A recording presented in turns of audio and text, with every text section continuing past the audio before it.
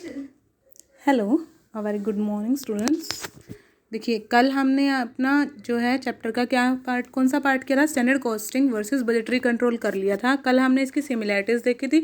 देखिए, basic similarities की क्या थी कि इन दोनों का बेसिक एम क्या होता है, कॉस्ट को एडवांस करना, ये कॉस्ट के बारे में पता करना, प्री डिटरमाइन फिक्स करना कि पहले इस टाइम ये हमारा टारगेट है, फिर उसको अचीव करना। ओके, देखिए, और हमने क्या किया था, हमने इसके डिफरेंस देखे थे। बेसिक डिफरेंस, सबसे मेन फर्स्ट डिफरेंस क्या देखा था हमने इसका, कि हमारे पास जो है मैन्युफैक्चरिंग किससे रिलेटेड है, मैन्युफैक्चरिंग की जो भी कॉस्ट है वो रिलेटेड है हमारी स्टैंडर्ड कॉस्टिंग से, और बाकी सारी कंट्रोल जो है हमारी कॉस्ट, उसको कौन कंट्रोल करता है, बजटरी कंट्रोल।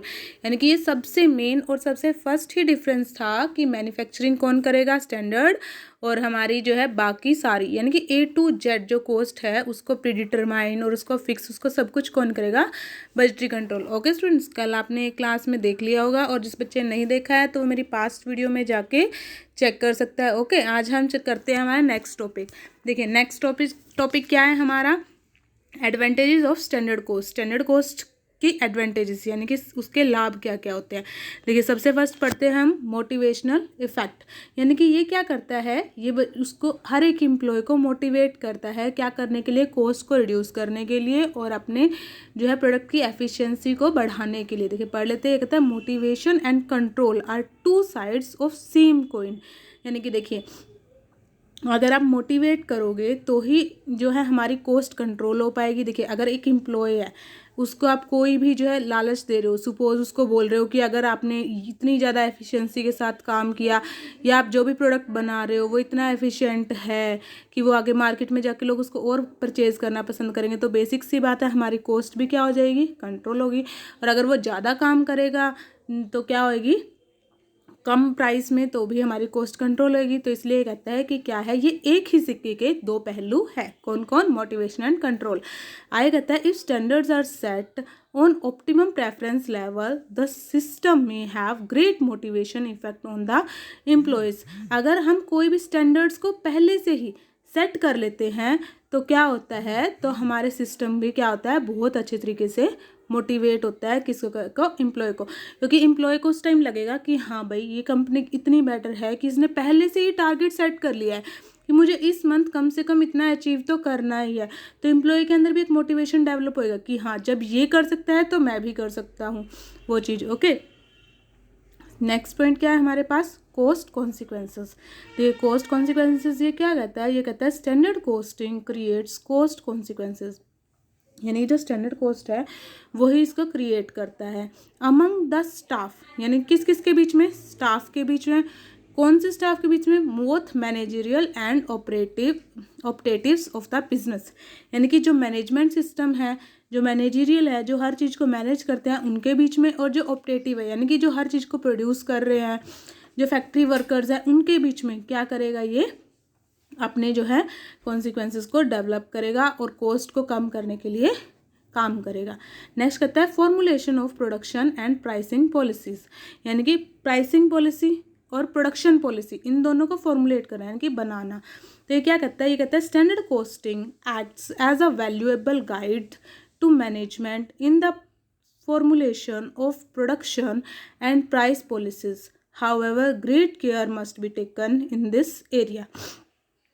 देखिए स्टूडेंट्स, ये क्या कहता है, ये कहता है स्टैंडर्ड कॉस्टिंग क्या कर रही है, काम कर रही है किससे related, value guide to management. यानी कि मैनेजमेंट को क्या करने के लिए, वैल्यू को अच्छे से गाइड करने के लिए। इन द फॉर्मुलेशन ऑफ प्रोडक्शन, यानी कि प्रोडक्शन और जो हमारी प्राइस है इन दोनों की पॉलिसीज बनाने के लिए। देखिए स्टूडेंट, जो पॉलिसीज होती है ना वो पास्ट बेसिस पे बनाई जाती है कि हमारे जो पास्ट बेसिस का प्रोडक्शन है वो किस बेसिस पे था, कितने उसके अंदर कॉस्ट लगी है, कोई भी प्रोडक्ट बनने में कितना टाइम लगा है, कितना काम गया है, या कितनी कॉस्ट लगी है, या कितना जो हमारा मटेरियल है वेस्ट हुआ है, उस सब को लेकर तो हमारे क्या होती है, वो पॉलिसीज बनती है। ये कहता है however great care must be taken in this area. और इस एरिया में यानी कि पॉलिसीज बनाने के लिए क्या होता है, बहुत ही ज़्यादा सावधानी से हमें काम करना होता है। नेक्स्ट क्या कहता है, नेक्स्ट कहता है रिड्यूस वेस्ट। यानी कि देखिए, सबसे मेन फैक्टर है ये, किसी भी पॉइंट में जाओगे आप, सबसे इंपॉर्टेंट है ये। क्या कहता है, ये कहता है वेस्ट को कम करता है। It helps in reducing certain waste such as material waste, idle time, loss, lost machinery hours etcetera by fixing standards. देखिए अब कुछ बच्चों को तो ये सारी चीज़ें पता है, अब कुछ को नहीं पता है, तो बता देते हैं सबसे पहले मटेरियल वेस्टेज। मटेरियल वेस्टेज कैसे होता है?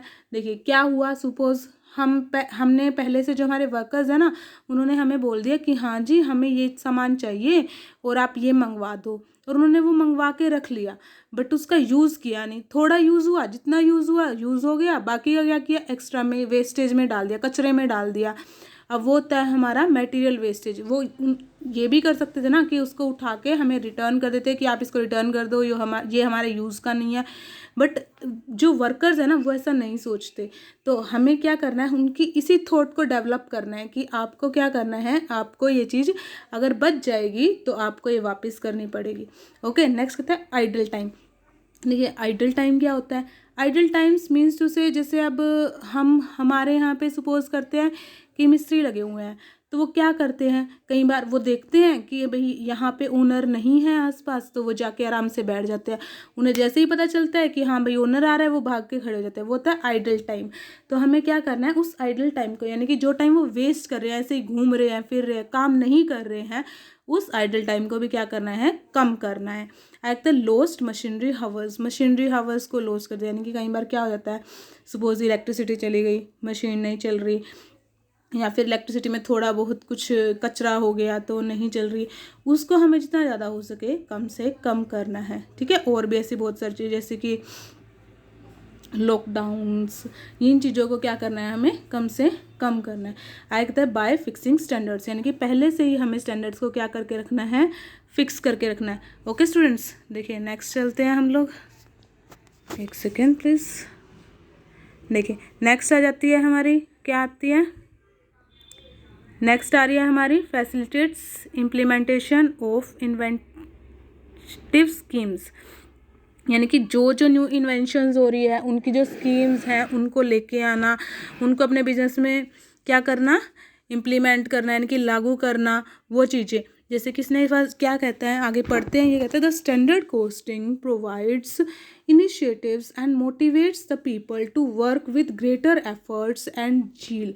ये क्या कह रहा है, ये कहता है जो स्टैंडर्ड कॉस्टिंग है ना, वो लोगों को इंसेंटिव्स, यानी कि कुछ एक्स्ट्रा वर्क, कुछ एक्स्ट्रा मनी, या फिर जैसे कि कोई आप कहीं आप काम कर रहे हो तो वो आपको बोल दे कि आपके जो है आने जाने के अलाउंस हम पे करेंगे, या आपके रहने के अलाउंस हम पे करेंगे, वो इंसेंटिव होता है। ठीक है, उस इंसेंटिव्स के द्वारा उनको अट्रैक्ट करना है। And motivate the people to work, और लोगों को काम की तरफ क्या करना, मोटिवेट करना। जैसे कि देखिए आजकल के जो लोग हैं वो बहुत ज़्यादा कामचोर हो चुके हैं, जैसे आपसे लगा लो या मेरे से लगा लो, तो हमें क्या करना पड़ता है, हमें लालच देना पड़ता है। और तो छोटे बच्चों को भी आज तक लालच देना पड़ता है कि बच्चा तू होमवर्क कर ले, फिर तुझे 2 चॉकलेट्स मिलेगी। तो वही चीज़ ये एम्प्लॉयज़ के साथ करते हैं।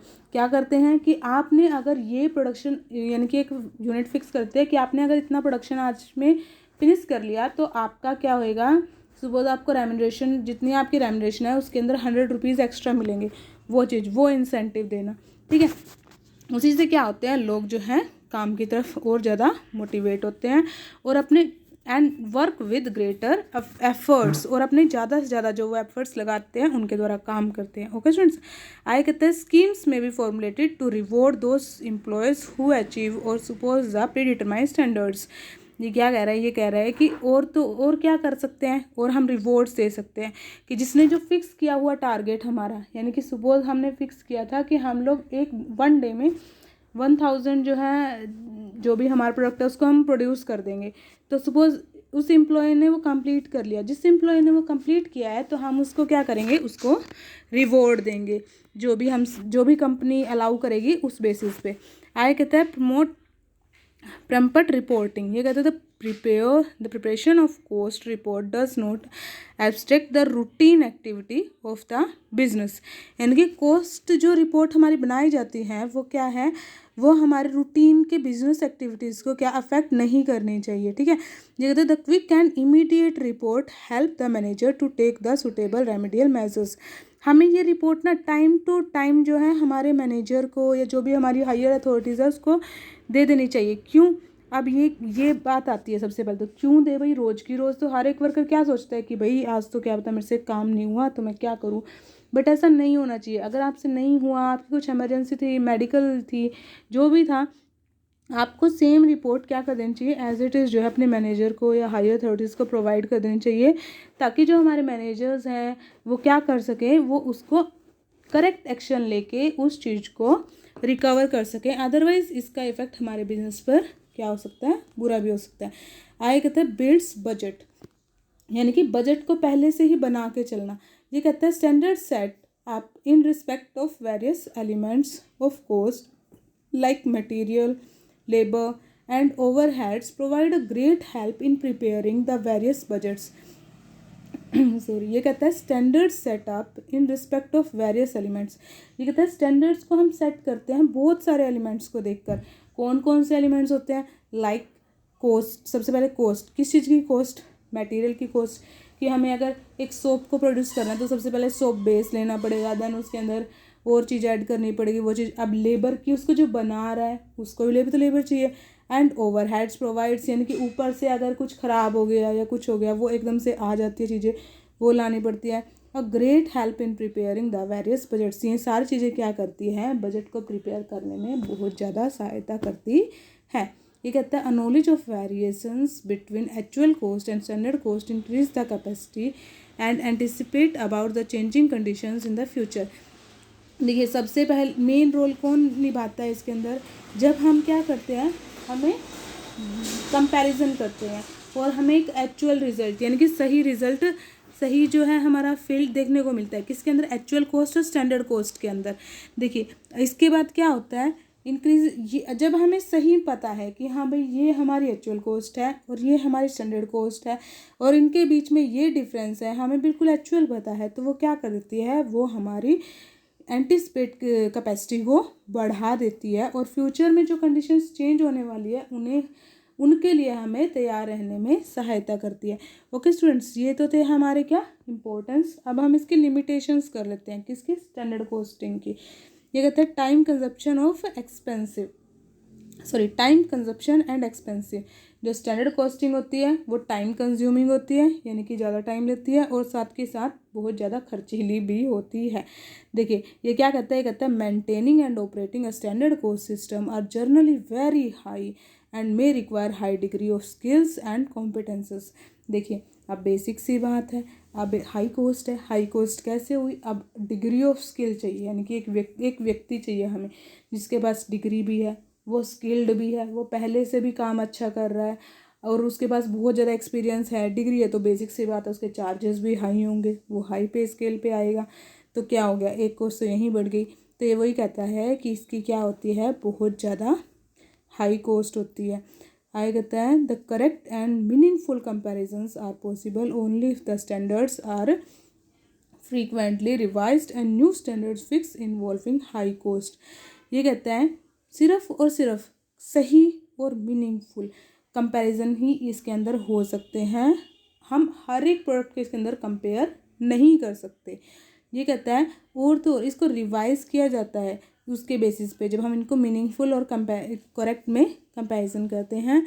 ये कहता है न्यू स्टैंडर्ड्स फिक्स जब हम करते हैं इसके लिए, तो वो भी क्या होते हैं, वो भी बहुत ज़्यादा हाई कॉस्ट पर होते हैं। ये कहते हैं the small concerns find it expensive, इसीलिए जो स्मॉल कंसर्न यानी कि जो छोटे छोटे कंसर्न है ना, वो क्या करते हैं, वो इसको एक्सपेंसिव फाइंड आउट करते हैं और टाइम कंज्यूमिंग भी लगाते हैं to operate standard costing system, यानी कि स्टैंडर्ड कॉस्टिंग सिस्टम को अपने बिजनेस में अप्लाई करने के लिए उनको ये फैक्टर बहुत ज़रूरी है जानना। आगे कहता है पोस्ट मॉर्टम एक्सरसाइज। ये क्या कहता है, ये कहता है the variances are ascertained and analysed after an event has occurs. ये कहता है जब भी क्या होता है इसके वेरिएंस को जब भी हम असर्टेन करते हैं और एनालाइज यानी कि उसको मापते हैं, किसके बाद, कोई भी ऑकर्स के बाद, किसी भी इवेंट के बाद उनको जब मापा जाता है, तो ये कहता है since the past can not be rectified the only purpose of this experience is to serve as future guide to management of the business. देखिए ये क्या कह रहा है, ये कह रहा है पास्ट में जो मिस्टेक्स हो चुकी है ना, हम उनको सही नहीं कर सकते। हम पोस्टमार्टम एक्सरसाइज सिर्फ इसीलिए लगाते हैं ताकि जो भी हम फ्यूचर में करने वाले हैं, यानी कि जो भी हम प्रोडक्शन या जो भी मैनेजमेंट फ्यूचर में होने वाली है, वो पास्ट की चीज़ ना रिपीट करे, यानी कि पास्ट में जो गलतियां कर दी है ना उसको रिपीट ना करे, और मैनेजमेंट को एक अच्छे तरीके से गाइड कर सके कि आपने पास्ट में ये फॉल्ट किया है, ये मिस्टेक की थी, अब वो मिस्टेक आप ना करें। इसलिए सिर्फ ये क्या लगाया जाता है, पोस्टमार्टम एक्सरसाइज। ओके, आगे कहता है अपोजिशन फॉर एम्प्लॉयज़। ठीक है, इसका मतलब क्या होता है, कहता है if standards are not well designed, यानी कि जो भी स्टैंडर्ड्स हैं उनको सही से डिज़ाइन नहीं किया गया, उनमें कुछ ना कुछ फॉल्ट रह गया है, और साथ ही साथ and administrated the employees of the firm might consider them as pressure tactic to extract last ounce of their blood। ये क्या कहता है, जो एम्प्लॉयज़ होते हैं ना फर्म के, उनसे क्या सोचा जाता है, उनको इतना मजबूर कर दिया जाता है कि जब तक उनके खून की आखिरी बूंद तक निचोड़ कर ना ले जाए ना, तब तक उनसे काम करवाया जाता है। वही कह रहा है ये। देखो, हम ये सभी जानते हैं कि प्राइवेट सेक्टर में जो काम करता है उसका सारा खून पसीना निचोड़ लिया जाता है। बस वही ये कह रहा है कि सबसे बड़ी लिमिटेशन, सबसे बड़ी कमी क्या है कि एम्प्लॉय से बिल्कुल गधों की तरह काम करवाया जाता है। आप अगर ये भी बोल सकते हैं। ठीक है, फोर्थ पॉइंट पे आ गए हम। फोर्थ पॉइंट क्या कहता है, ये कहता है difficulty to determine standard cost, यानी कि स्टैंडर्ड कोस्ट को डिटरमाइन करना बहुत ही ज़्यादा कठिन है, मुश्किल है बोल सकते हो आप लोग। ये कहता है it is always difficult to determine precise standard cost in a given situation which will consider with actual cost when operations are over. Standard costs are determined partially on the basis of past experience and partial cost projection based on the appropriations। देखिए ये क्या कहता है, ये कहता है it is always difficult, ये हमेशा कठिन था, to determine precise standard costing, यानी कि स्टैंडर्ड कोस्टिंग को क्या करना, प्रिसाइज करना इन अ गिवन सिचुएशन, एक जो सिचुएशन आपको दी गई है उसके अंदर। ये कहता है which will consign with actual cost, इसको एक्चुअल कोस्ट के साथ क्या किया जाता है, मापा जाता है। विद ऑपरेशंस आर ओवर, जो भी हमारे ऑपरेशंस हो रहे हैं उसके द्वारा।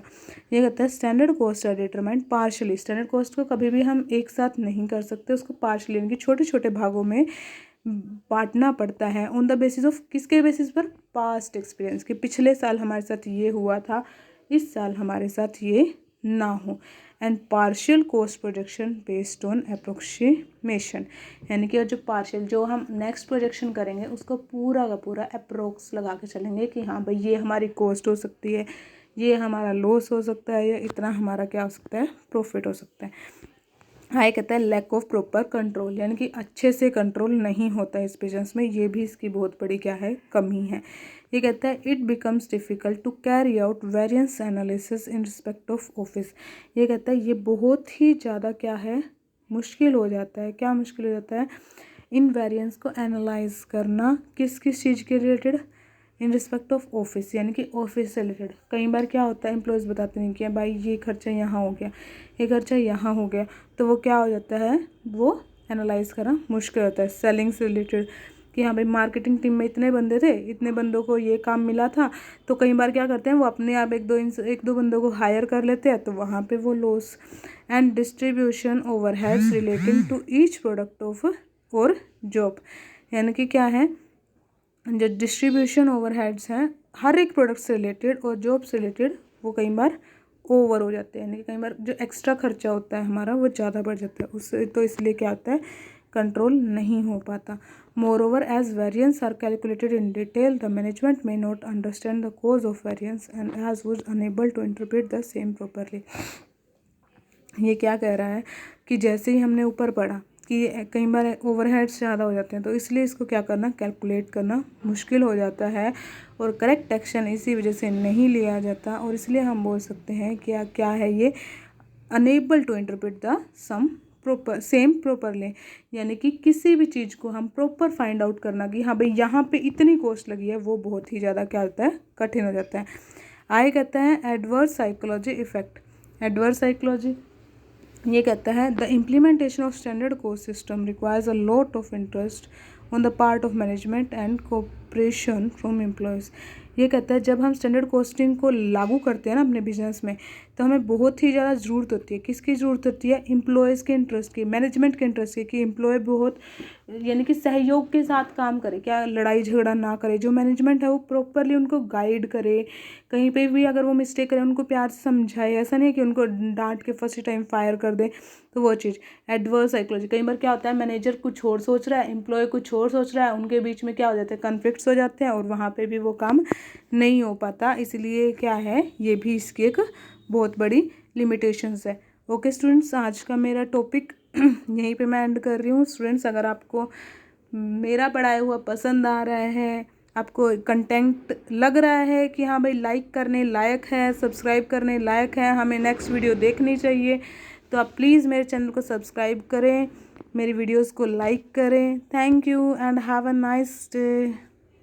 और अगर आपको कोई भी टॉपिक ऐसा है कि हाँ भाई आपको ये टॉपिक समझ नहीं आ रहा, आपको मुझसे समझना है, तो आप प्लीज़ मुझे कमेंट बॉक्स में लिख कर बता सकते हैं कि हाँ मैम हमें ये टॉपिक आप प्लीज़ करा दीजिए। मैं आपको नेक्स्ट ही डे वो टॉपिक की वीडियो भेज दूँगी। Okay students, thank you, have a nice day, great day.